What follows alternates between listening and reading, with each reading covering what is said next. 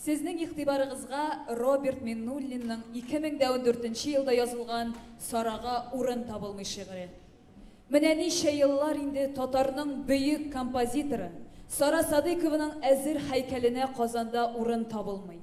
Укыйлар Фәрхәт Мөхәммәтҗанов һәм Айгиз Фәттахов.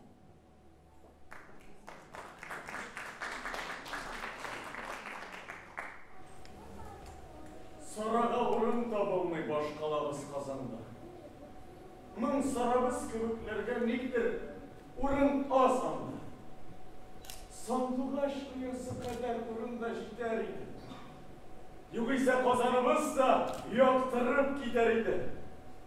Югыйсә Сарага илаһилар затыннан тик Сарага булган урын күптән инде сатылган. Кая булган, ник сатылган Сарага дигән урын? Сатканнардыр шырпый-шырпый Сара апаның җанын. Сарага урын табылмый.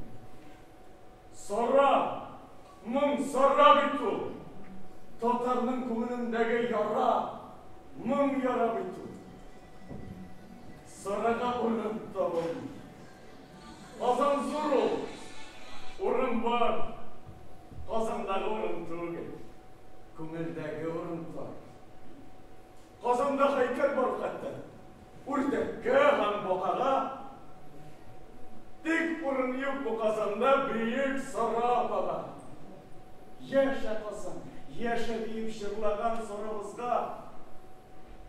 Казанда урын табылмый, сыймый ул арамызга.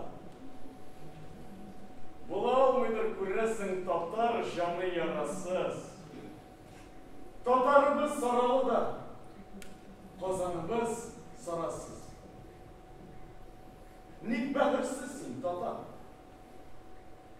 Нигә кадерсез син, Казан? Эй Сара, бу шигыремне шарасызлыктан язам.